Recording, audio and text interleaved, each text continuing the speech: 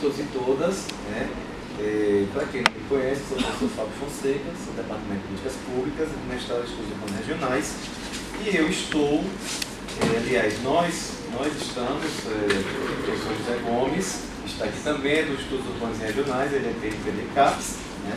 E eu estamos finalizando o quarto encontro, e o professor Coca Ataíde, né? Dispensa apresentações para alguns, mas para outros não, professor do Departamento de Ecologia.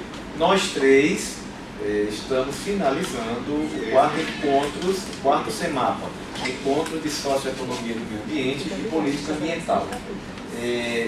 Nós faremos a sessão de hoje, encerramento, que começou sexta-feira de manhã. Tivemos atividade segunda-feira, manhã e tarde, e hoje, manhã e noite, essa noite e agora.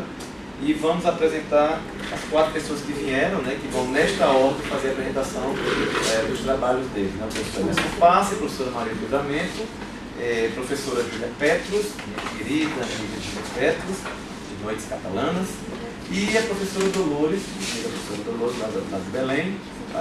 Então, como cada ano eu faço isso, e esse é o quarto encontro, né, geralmente eu coloco meu nome lá no banner, mas eu não apresento os trabalhos, eu não apresento a mesa, né?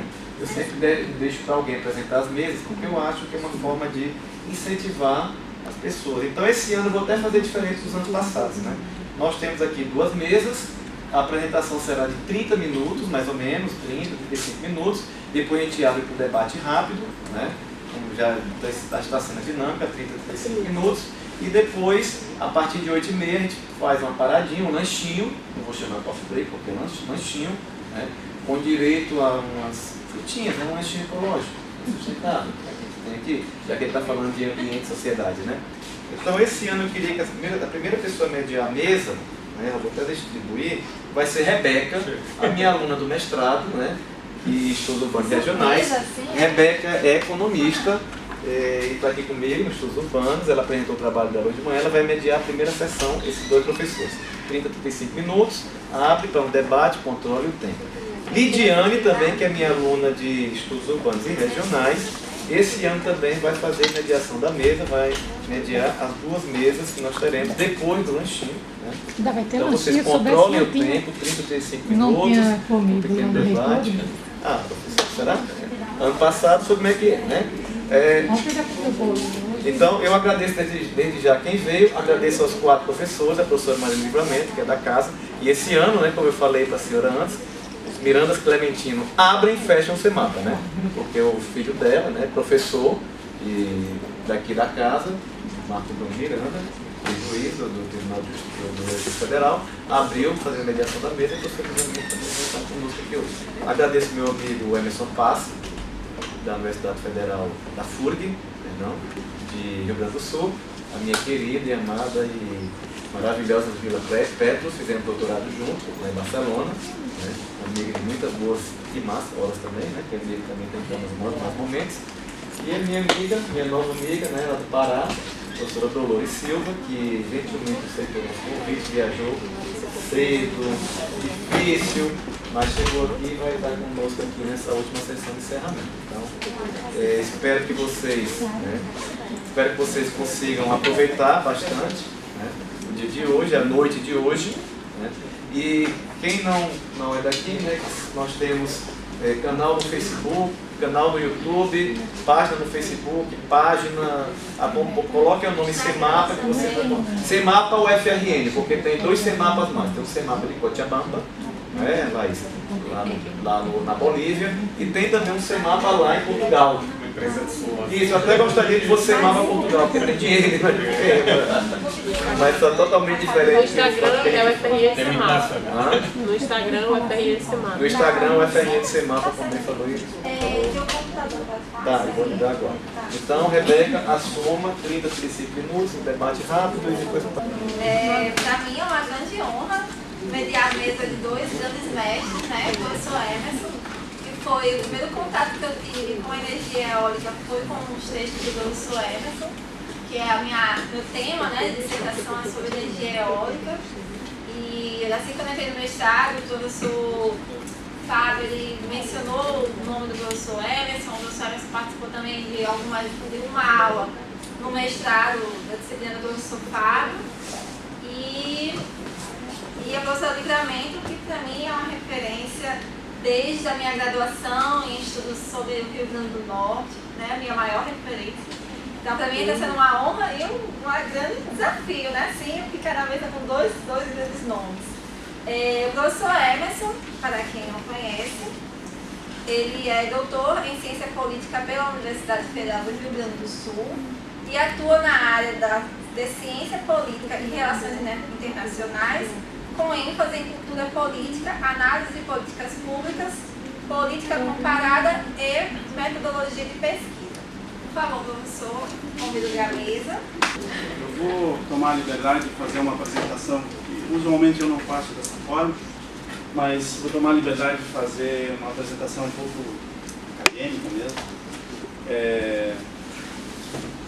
mais acadêmica, porque eu pretendo destoar um pouco, não sei se destoar, mas trazer para o debate do SEMAPA, agregar dentro dessa grande temática, né, que é a questão da sustentabilidade do desenvolvimento, um debate, trazer alguns elementos teóricos que penso que podem contribuir com essa discussão. Gente, você pode pegar o meu óculos que está aí dentro dessa mochila, ou me alcança a mochila, por favor. Eu não me habituei ainda, porque estou me tornando um ancião, teimando em não sê-lo, né? Mas o tempo é implacável. Bom, então antes disso, tomar liberdade também, Rebeca, você pode fazer um pequeno merchandise. Eu acabei de publicar, lançar esse livro, eu trouxe alguns e vou colocar à disposição também, se alguém quiser, pode pedir por e-mail, por Facebook, WhatsApp. Esse é um trabalho que eu fiz, foi minha tese de doutorado, chama-se Capital Social e Desenvolvimento, a experiência do Rio Grande do Sul. Para resumir, eu aplico para o Rio Grande do Sul a metodologia utilizada pelo Robert Putnam na Itália, quando ele estudou por 20 anos a implantação dos governos regionais, e eu procuro utilizar essa metodologia para analisar o Rio Grande do Sul à luz da mesma teoria, né, da cultura política e do capital social. Bom, mas desde 2006, quando eu defendi, até conseguir publicar agora esse ano, muita água rolou e eu me afastei um pouco, embora eu ainda tenha um carinho prático, trabalho bastante com cultura política, tenho me voltado mais para o debate das políticas públicas, propriamente. E de uma forma um tanto eclética. Assim, tem vários alunos que estudam vários tipos de políticas, né? Políticas sociais, políticas de energia, né? Então, isso me levou a começar a um debate que parecia, aos meus olhos, quando eu entrei no tema das políticas públicas, parecia um tanto superado, que é um debate clássico sobre agenda, né? Sobre agenda cíclica, ou seja, a questão clássica, né, de como alguma coisa é escolhida pelo governante para se transformar numa ação do Estado. Então, mais ou menos sobre isso que eu pretendo discutir com vocês. A hipótese que eu estou perseguindo com esse artigo, que eu pretendo demonstrar, é que em momentos de crise econômica, em países com instituições democráticas não consolidadas, as ideias, o conhecimento, os valores que penalizam os perdedores, para usar uma linguagem do Gessé Souza, os pobres, excluídos, e a natureza, tornam-se hegemônicos. Essa é a hipótese que vai permear, o eixo que vai permear a minha fala. Vou começar com uma discussão num departamento de políticas públicas, seguramente é uma discussão já superada, que é sobre o conceito de política pública, né? Isso é uma discussão já superada, mas eu trago... é importante fazer uma pequena distinção, que a política pública é aquela ação do Estado, direta ou indiretamente, que vai produzir efeitos, né, na vida das pessoas, e distinguir da análise de políticas públicas. né, que é a reflexão sobre essa ação. Como diria o Pascal, o analista de políticas públicas é o caniço que pensa sobre as políticas públicas. Isso parece uma distinção banal, mas não é banal, porque muitas vezes nós acadêmicos somos empurrados, tentados a atuar como militantes, ou como operadores, ou como gestores. E é preciso fazer essa distinção, porque ela nos qualifica. Uma análise apaixonada muitas vezes pode ser desprestigiada, embora a paixão deva sempre nos acompanhar, mas é preciso fazer análises que se distanciando um pouco das paixões. Bom, eu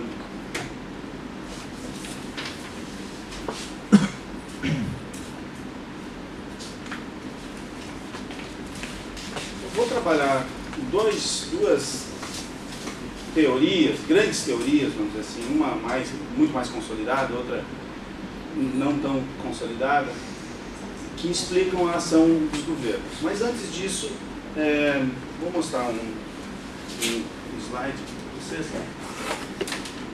que problematiza um pouco essa, que não é meu, é do David Easton, mas que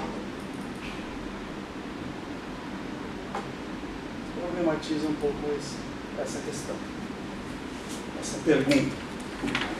Seguramente os gestores de políticas públicas já viram esse desenho, que foi elaborado pelo David Easton. Foi uma tentativa dele de explicar os fluxos, né, de como algo vira política pública. Imaginem vocês. Como é que é o nome do prefeito aqui? Carlos Eduardo. Bom? Carlos Eduardo. Carlos Eduardo. Imagina o Carlos Eduardo, segunda-feira de manhã, 8 da manhã, chega no seu gabinete maravilhoso, recebe um cafezinho, uma água gelada e começa a receber ofícios, memorandos, ligações de deputados. Tinha um plebiscito na semana passada, solicitações de associações de moradores, empresários. Imaginem a quantidade de temas, problemas, questões que se apresentam para um gestor público todo dia. Para um prefeito, para o presidente da República, para o governador, para os deputados, o legislador também produz política pública, faz política pública. Para o judiciário, por que não? Porque uma iniciativa, um processo judicial pode desembocar numa política pública. O Ministério Público, que tem ganhado envergadura sobremaneira nos últimos anos, nos últimos 4 anos aqui no Brasil. Isso é uma coisa assombrosa. Isso é um deleite para os economistas que dizem que as demandas são crescentes e os recursos são escassos. Essa quantidade. Então vejam, se nós imaginarmos que esse esquema pudesse representar tudo, é óbvio que ele não representa, mas ele ajuda a gente a pensar na complexidade, né? Se a formulação das políticas públicas ela resolve ou atende uma demanda dos cidadãos, em tese, né? Por que o Estado age? Por que o Estado se movimenta? Para atender uma demanda, um tema, resolver um tema, um problema, uma questão de alguém, de um cidadão. Bom, esse tema, um problema, ele precisa passar pelos representantes para chegar na agenda. Bom, mas até chegar aí tem interferência da competição eleitoral, tem interferência dos partidos, tem interferência dos grupos de interesse, do sistema eleitoral, do sistema partidário, tem interferência da mídia. Embora, se eu fosse fazer esse desenho hoje, talvez um dia eu me arrisque a essa ousadia, esse balãozinho estaria bem maior. Né? E aí, aproveito para fazer duas autocríticas, porque como eu sou cientista político, fico tranquilo para fazer isso. Né? A ciência política brasileira é majoritariamente institucionalista, uma das teorias que eu vou trabalhar agora com vocês. E até 2 anos atrás, os meus colegas institucionalistas diziam que estava tudo bem com a democracia brasileira, que ela funcionava perfeitamente, estava consolidada. As instituições funcionavam, existiam eleições, os perdedores reconheciam a derrota e tudo funcionava bem. E, portanto, nada poderia causar grandes problemas no país, ou pelo menos à democracia. Surpreendentemente, nós fomos assoberbados com os acontecimentos desse ano. Esse ano parece que nós estamos vendo que as instituições não estão tão robustas quanto se imaginava. E uma outra autocrítica é o menosprezo a essa caixa preta chamada mídia, chamada meios de comunicação, grandes meios de comunicação social no Brasil, que também nunca foi tratado com o devido respeito nas análises e nas avaliações eleitorais, inclusive, a não ser por conta do marketing. E é cada vez mais evidente o papel protagônico que a mídia desenvolve no sistema político brasileiro. Né? Vou citar um pequeno exemplo para mostrar isso. Né? Os 23 de comunicação parece que são autistas quanto a isso. Né? É que, segundo o que dizem nos bastidores, é que a família Marinho crê completamente na honestidade do Serra, porque ele disse que ela é contra a corrupção no Brasil, por isso que ele recebeu na Suíça. Bom, mas então esse esquema só para mostrar um pouco essa complexidade. Não vou atormentá-los com isso, não se preocupe, nem vai cair na prova. Bom, então a teoria institucionalista, o neo-institucionalista, ganhou muita expressão e se desenvolveu muito no Brasil, na América Latina de um modo geral, porque final da década de 70, início da década de 80, se passou pelo processo de redemocratização e as teses neo-institucionalistas, desde os teóricos da democracia, dos pluralistas, né, Robert Dahl, Schumpeter, já diziam que, era preciso criar instituições fortes, robustas, para evitar a tentação autoritária, para evitar ditaduras. Então, para isso, era preciso criar instituições fortes, robustas. Essa tese ela é fundamentada nos federalistas, né? Que são autores que discutem no período um pouco antes depois da independência e antes da Constituição norte-americana, né? O Madison, Hamilton e Jay. O Madison tem uma famosa frase que ele diz o seguinte: todo aquele que tem acesso ao poder tende a dele usurpar. Como os governos não são feitos por anjos, assim, por homens, todo aquele que ascender ao governo vai usurpar o poder. Como se evita isso? Criando instituições com força capaz de fazê-lo. Aí se constitui a tese, a teoria dos check and balance, né? Dos freios de contrapeso. Então, por isso os três poderes, por isso a federação, por isso são todos mecanismos de controle, de autocontrole do sistema político.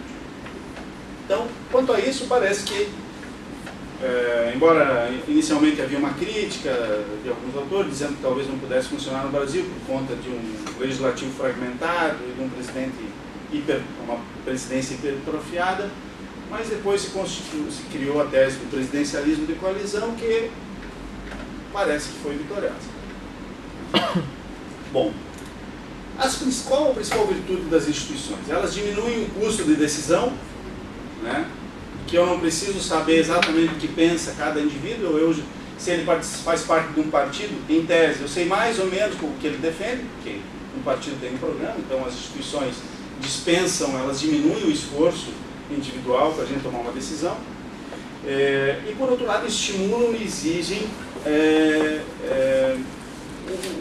organizam o comportamento, né? Organizam a previsibilidade do comportamento. Eu sei que eu não vou sair ali e ser assassinado, porque eu sei que a posse de arma de fogo é proibida no Brasil e, portanto, eu creio nisso, por isso não ando com colete à prova de balas. Então, as instituições garantem isso. Acontece que essa é uma teoria, como a grande maioria das teorias que orientam a nossa reflexão na América Latina e no Brasil, teorias majoritariamente importadas. Nós fomos colonizados por essa perspectiva teórica. E essa perspectiva teórica chega e encontra uma cultura política, uma cultura no sentido de um esquema, uma forma das pessoas se relacionarem que não conjumina com isso, que não cola, que não garante isso. E essa falta de cola da instituição e da cultura, ela vai do guardador de carro ao vice-presidente da República. O guardador de carro, ele espera uma cidade que tem aquele estacionamento rotativo, espera terminar o horário para ir lá pedir a moeda quando está saindo do carro. Agora, se é alguém que chega engravatado ali, ele já vai ter cuidado para pedir, porque pode ser uma autoridade, pode ser um juiz. E aí o indivíduo vira cidadão quando ele está, como diria o Roberto da Mata, quando ele está enfrentando a lei, quando ele está fora da lei. E nos escalões mais altos nós vamos ter uma relação com as instituições, uma relação muito de aproveitamento, uma relação de apropriação privada dos bens e recursos públicos, que alguns dizem que é corrupção na veia, mas nós temos uma literatura robusta que mostra como nós temos uma tradição paternalista e patrimonialista que mostra que a corrupção não é uma extorsão, ela é o jogo, ela é o sistema. Bom, aí chegamos a uma outra teoria que também gostaria de discutir com vocês, que na verdade não é uma teoria, são várias teorias, que exatamente valoriza a cultura, mas não só a cultura. É uma teoria chamada, são umas teorias pós-empiricistas de análise de políticas públicas, que dão um peso, dão um valor para as ideias, para o valor e para o conhecimento, para explicar a formação da gente. Então, para resumir, se a gente pegar aquele nosso esquema, né, para o neoinstitucionalismo, aquele esquema ele responderia claramente, poderia explicar claramente como algo é um problema e se torna uma política pública ou não. Para a teoria das ideias, dos valores e do conhecimento, essa teoria vai dizer, olha, a agenda, a formulação de políticas públicas é mais complexa do que isso. Nem sempre as instituições dão conta de exercer e muito menos elas não nos ajudam muito para explicar a formulação das políticas públicas, a adoção das políticas públicas. A questão fundamental aqui, não vou nem falar em termos de avaliação, nem falar sobre questões relacionadas à implementação, falar simplesmente sobre definição da agenda. Como eu disse para vocês, né? Imaginem vocês o prefeito, quanta demanda ele tem. Como é que ele escolhe essa demanda? Como é que ele escolhe? Quais os critérios, qual a estrutura mental, organizacional, que ele utiliza para escolher: vou fazer isso e não vou fazer tudo isso. Pensem nisso, gente.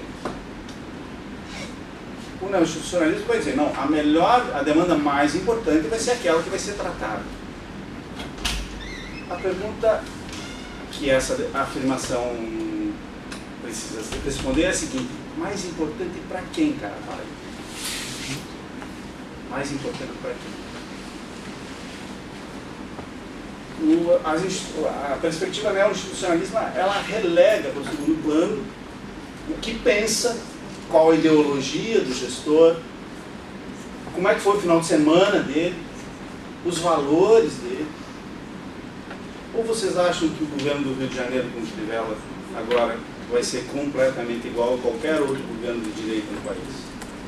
Será que não vai haver nenhuma influência religiosa do governo dele, na adoção, na escolha de um tema, de um problema para transformar numa política pública, na formulação de políticas públicas, na produção de políticas públicas. Eu não tenho dúvida nenhuma que sim, que vai haver.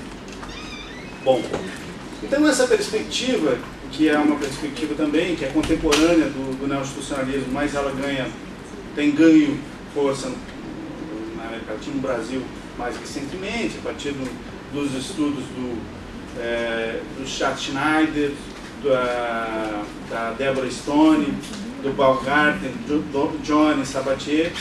Ela afirma que, bom, mais do que ter grandes instituições, é preciso também que haja o que eles chamam de alinhamento das janelas de oportunidades. É preciso que os problemas apareçam no momento que existem soluções e que a política esteja a fim de resolver aquele problema. São 3 grandes janelas: problemas, soluções e a política.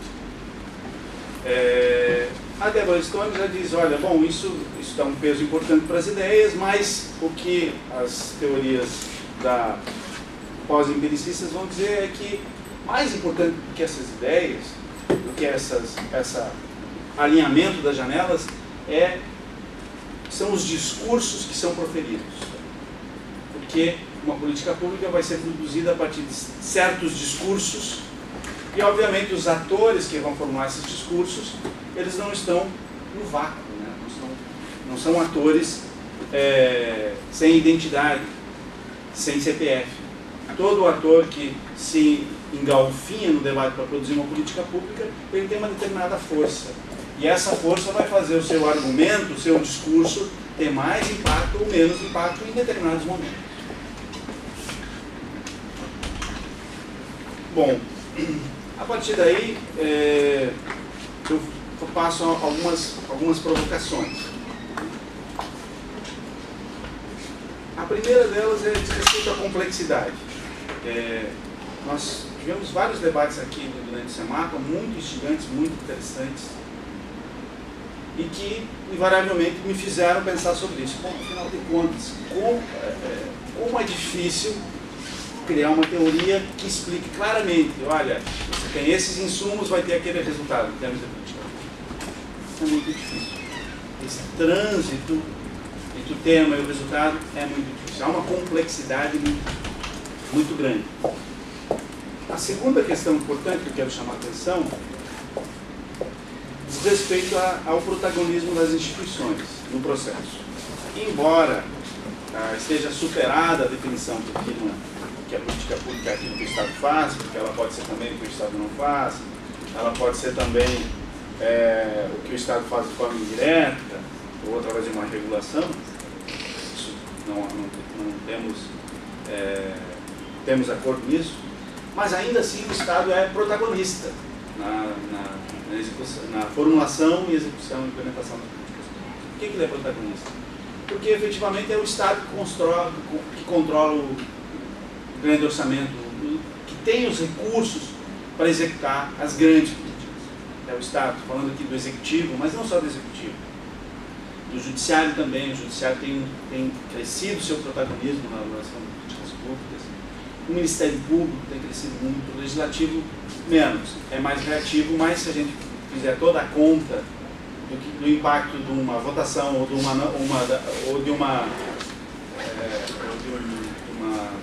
não votação, nós vamos ver que também o Legislativo cumpre um papel importante na feitura ou na não realização de uma política. Por exemplo, quando o Legislativo se apressa para aprovar uma PEC 241, vai ter um impacto na política pública a partir do ano que vem, ou seja, não vai ter crescimento nos investimentos em saúde e educação. Ou seja, o Legislativo influencia, determina o que vai fazer o Executivo. E o Ministério Público tem crescido muito a sua atuação também. Então, as instituições, embora todo aquele engalfinhado, as instituições têm tido, instituições do Estado, ainda tem grande prerrogativa. Mas é importante a gente perceber como essas instituições, elas não agem de forma linear. o fato delas não agirem de forma linear tem que nos fazer nos perguntar por que elas não agem de forma linear. Por que quando há uma mudança de governo, há uma mudança na forma do Estado se comportar?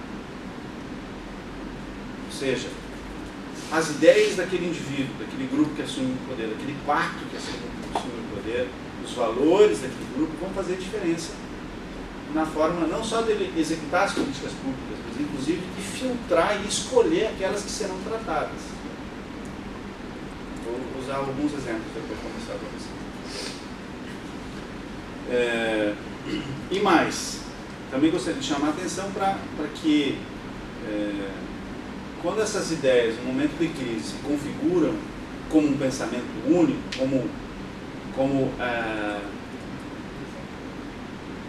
um pensamento único, como diz Carl Sagan, como se não existisse outra opção, elas se tornam rapidamente hegemônicas. E lançam mão de instrumentos de dominação simbólica muito fortes, que tem um processo de articulação muito forte com essas ideias, e, quando necessário, instrumentos institucionais. Estou falando aqui da polícia.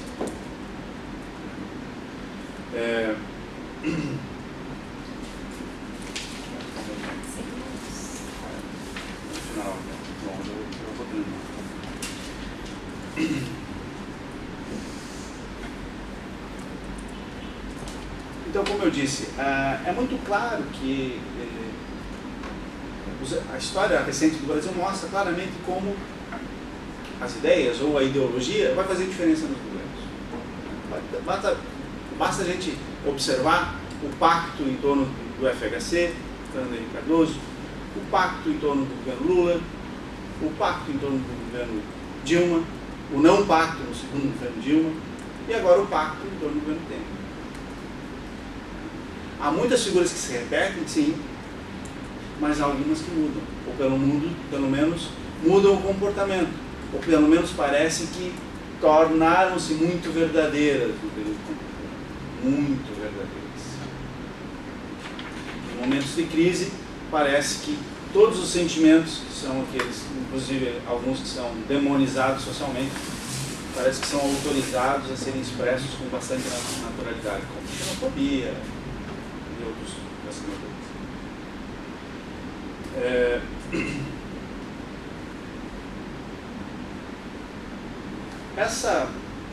O poder das ideias pode ser explicado também olhando, e aí eu não podia deixar de falar sobre o tema que é o objeto desse seminário, né, que é o tema a questão do meio ambiente.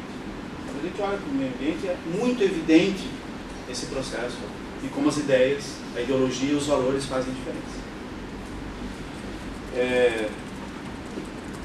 Vou até ler um parágrafo aqui, para tomar liberdade de ler para vocês. Então, essa terceira hipótese pode ser analisada mais diretamente a partir das políticas públicas do meio ambiente, cuja atribuição é do Ministério do Meio Ambiente e das secretarias estaduais e municipais, que agem diretamente através de outras agências, como o IBAMA, fundações e outros. Essas políticas entram em confronto com decisões emanadas de outros órgãos congêneres, como é o caso do Ministério da Agricultura, do Desenvolvimento Agrário, da Fazenda, cujas concepções, ideias, conhecimentos podem ser, e na maioria das vezes são, muito distintos. E muitas vezes contraditórios. O mesmo Estado que proíbe a exploração, no caso, estou falando de um exemplo do Rio Grande do Sul, não sei se ele é congênero aqui. O mesmo Estado que proíbe a retirada da areia dos rios é o Estado que estimula a construção civil e as grandes obras que demandam areia. O mesmo Estado que estimula a indústria eólica é o Estado que tem política de desenvolvimento agrário de estímulo à produção agropecuária para a agricultura familiar dos assentados.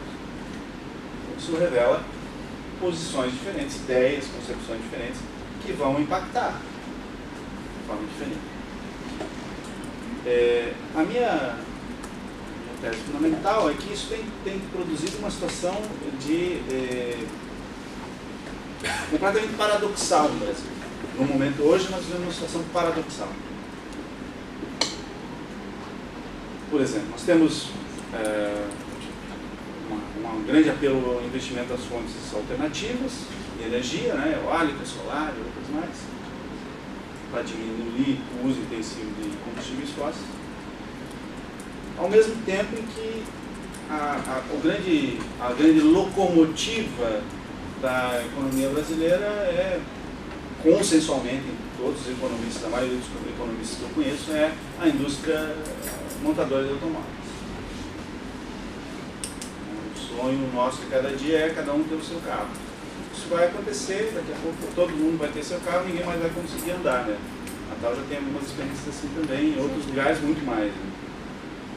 Né? Cada uma dessas agências, ela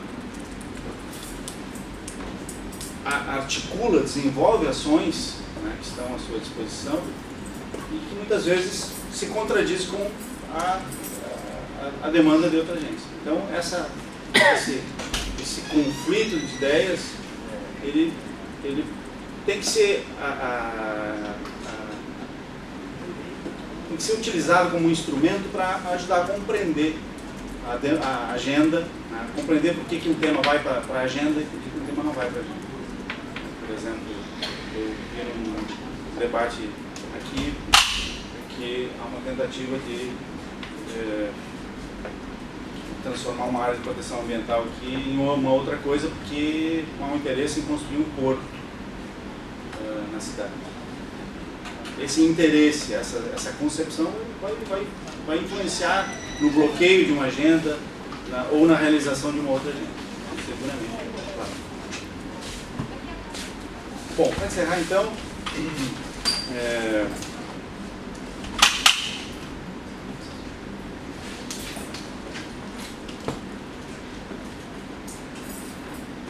importante perceber, a partir dessa perspectiva das ideias e dos valores do conhecimento, como fenômenos que parecem que nos assustam, nos assombram,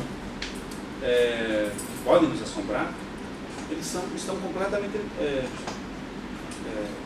normatizados, perfeitamente organizados. O mesmo instrumento, o mesmo tema que pode ser objeto de uma ação muito forte em um determinado órgão do governo, tem o seu contraditório, na outra ponta, um conjunto de instrumentos que podem garantir que ele não seja, que a instituição que tenha proporcionado um dano, um problema, não seja penalizada. Vou citar alguns exemplos para vocês.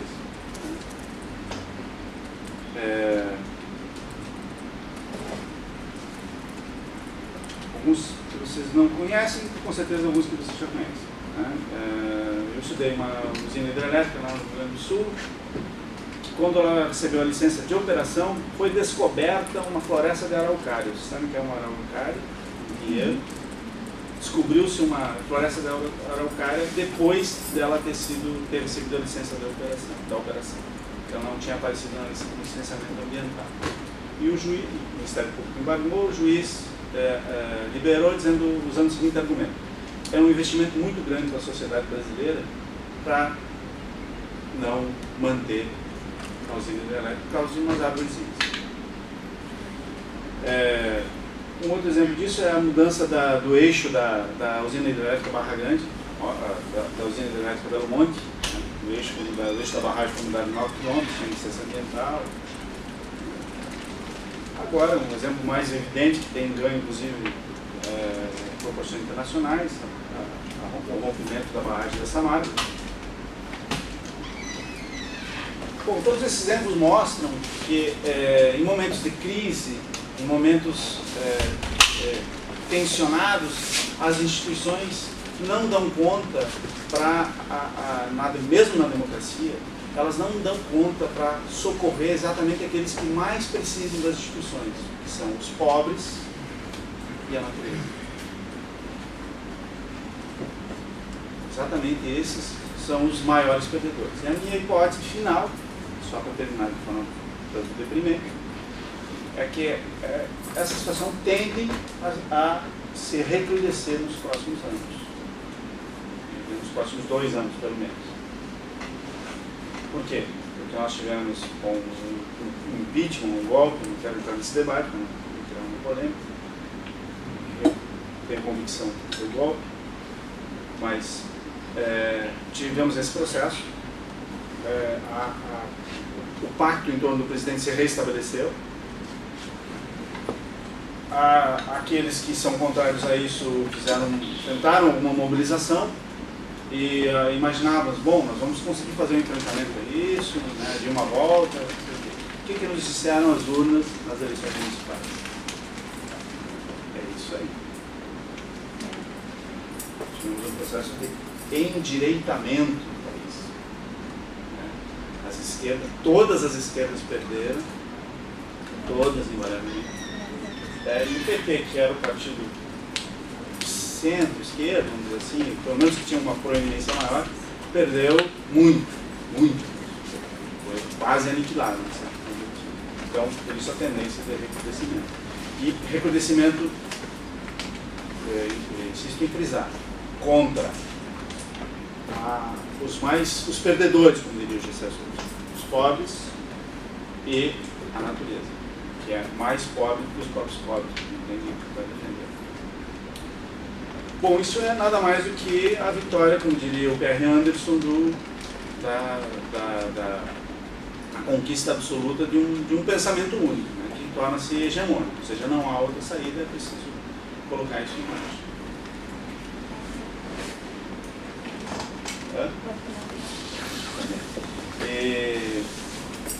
Bom, então é isso que eu queria trazer para vocês. Não é muito, eu sei que não é muito otimista, mas para polemizar um pouco, para trazer alguns elementos para a gente discutir. Obrigado, desculpe se me alonguei mais.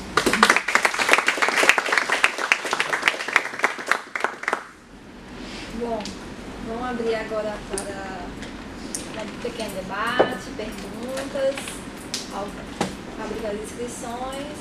A gente ouve uns 3, 4 e o professor na sequência ele responde. Para aquecer um pouco as turbinas, né, enquanto não chegam os inscritos para fazer as perguntas,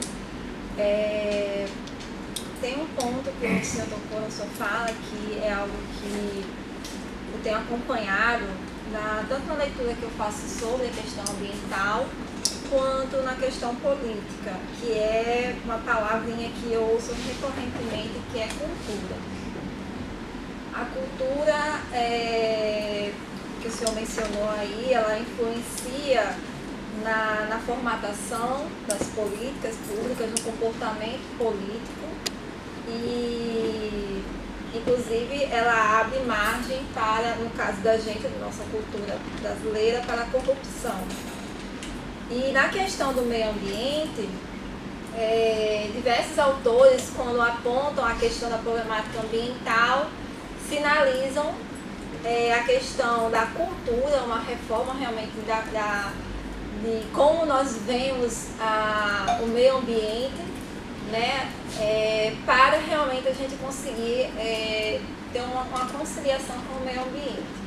Então, dentro desse contexto de cultura e sabendo-se que a grande massa populacional ela é muito influenciada, por exemplo, pela mídia, que o senhor dizia lá no começo, né, que ela exerce um grande papel, que alguns autores até chamam de quarto poder, né? E nós falamos que nós temos o executivo, o judiciário, o legislativo, a mídia entraria como quarto poder. Então, assim, nesse contexto de definições da agenda política, considerando essa importância da formatação da cultura realmente de um povo, né, na questão de que seria prioritário para a definição da agenda. Essa é só uma observação, talvez o senhor possa comentar depois um pouco mais sobre isso. Alguém mais? E aí, bem do senso comum, né? Porque eu não sou cientista político, não tenho a competência para tanto. Mas, e aí, se... Claro, você tem um aspecto, uma dimensão cultural, que a Rebeca muito bem falou, importante, que define a atuação dos sujeitos, né? Na economia, na ciência econômica, né, professor Livramento, tem vários prêmios Nobel que são trabalhos de economia atrelado à psicologia, ou seja, comportamento, cultura, né? Então, e aí? Se a instituição, né, ela não há uma linearidade de funcionamento, né, como você bem coloca aí, que depende de como os atores políticos, o que eles pensam, ou seja, qual é a cultura dele, qual é a formação do sujeito, né? Ele pode buscar lá atrás, com alguns pessoas, etc. A gente tende a não acreditar nas instituições. Não é isso? No dia a dia você percebe isso claramente, né? Aquela coisa, né? Eu quase fui multado sexta-feira, mas se eu fosse amigo de alguém, mas o Henrique Alves não foi multado. Não é isso? Então você tem essas coisas. Então, para que servem então as instituições, se as instituições informam a sua funcionalidade, mas na prática, no dia a dia, isso não acontece. Ou seja, aquilo que a gente sempre fala no senso comum, né? Nós temos políticas de governo, não políticas de Estado. Caso típico aqui em Natal não é mais assim, mas era muito, né? As paradas de ônibus. Sempre se trocava as paradas de ônibus quando mudava uma administração municipal. Parabéns, gostei demais da sua fala, assim, mas ela toca em tantos pontos tão importantes, assim, não sei nem como começar, e a minha cabeça anda muito confusa ultimamente. Na verdade, eu não tenho nenhuma formação na área de humanas, né? Então isso se agrava porque eu não tenho uma base teórica para onde recorrer, né? Para tentar explicar o que está acontecendo.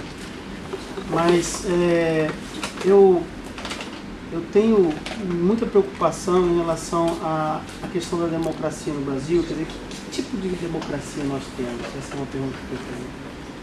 Uma democracia em que se recusa a resolver essas questões relacionadas à regulamentação da mídia.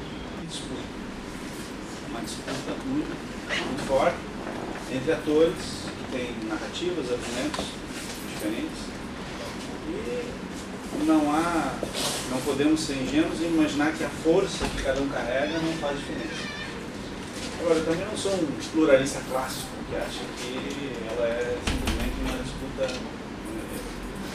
para ver quem é a elite que vai determinar isso. Acho que há contradições, penso que os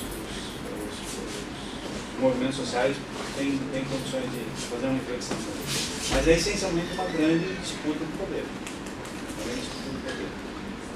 A disputa de poder não se encerra nas eleições, ela começa nas eleições. E aí ocorre todo o processo, toda a gestão.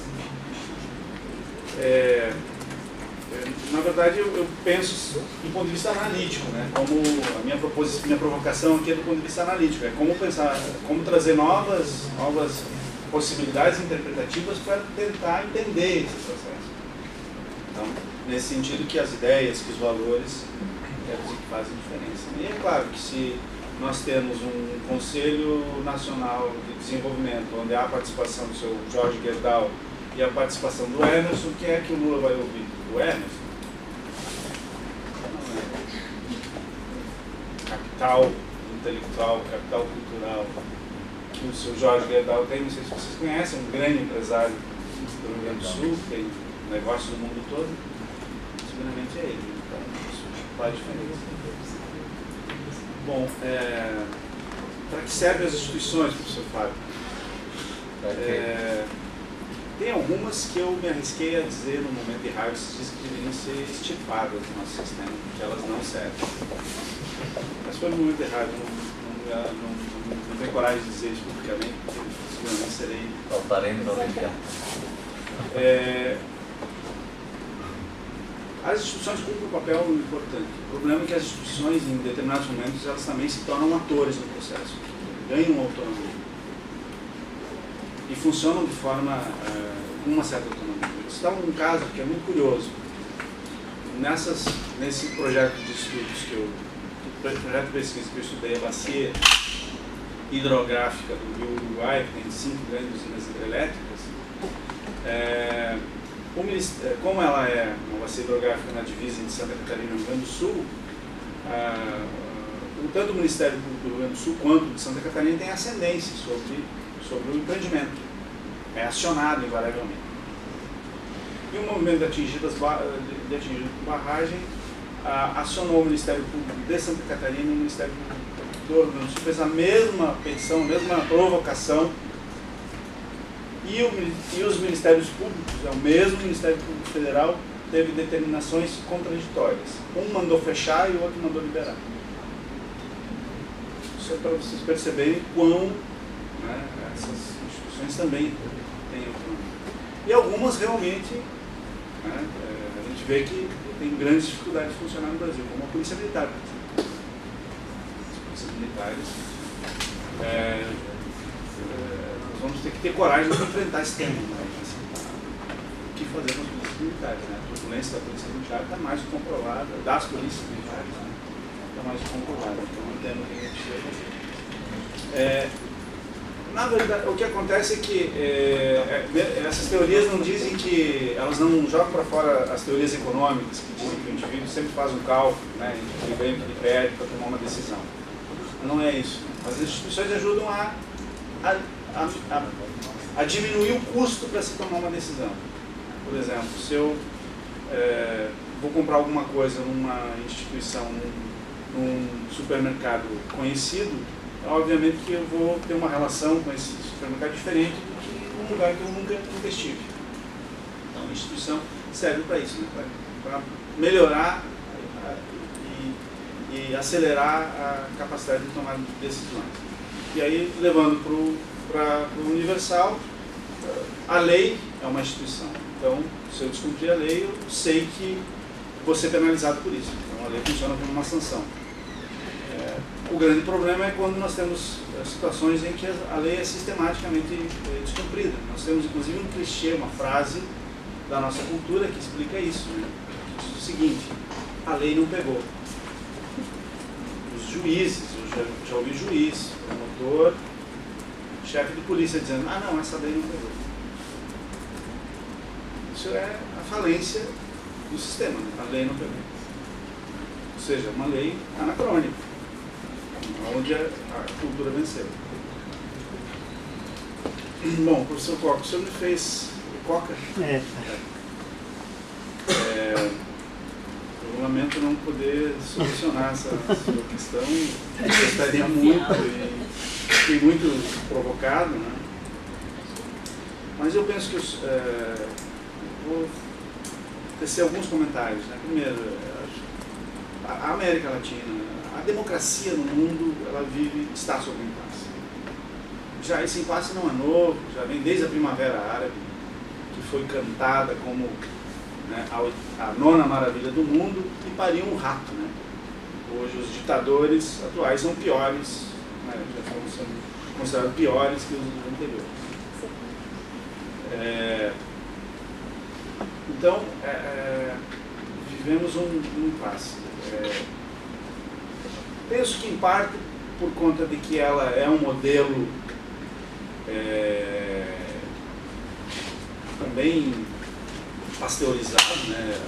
A democracia implantada aqui é a democracia liberal de inspiração norte-americana, é inegável, né? Os Estados Unidos fazem essa campanha, né? O Bush invadiu o Iraque dizendo, sob o argumento que iria levar a democracia para o Iraque.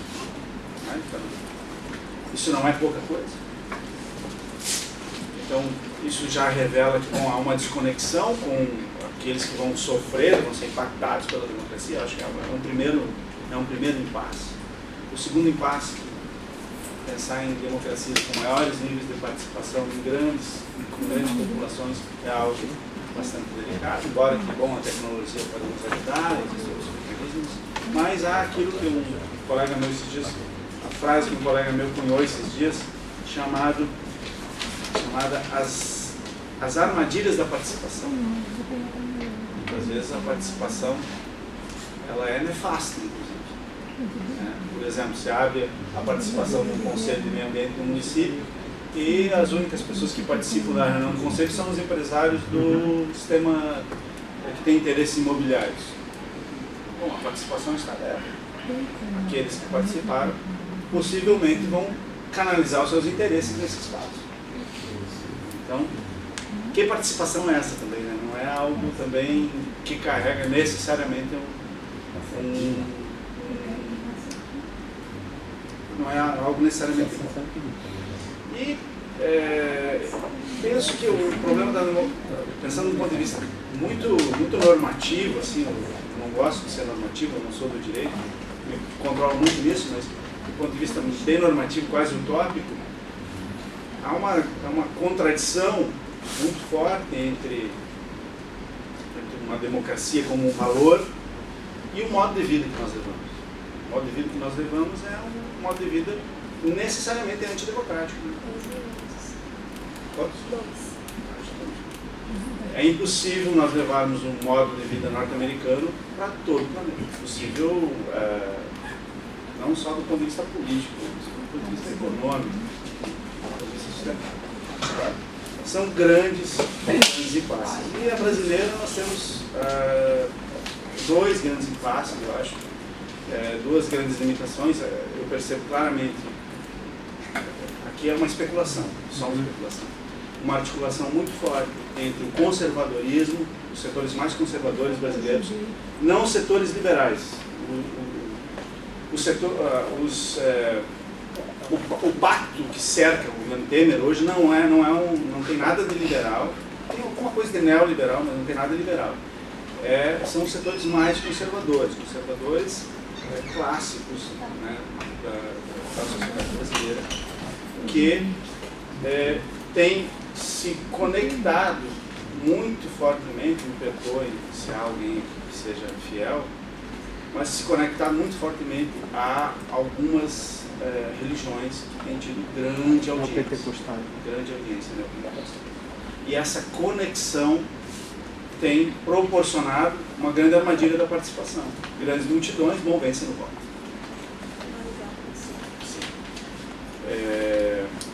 Bom, então, para finalizar, falar sobre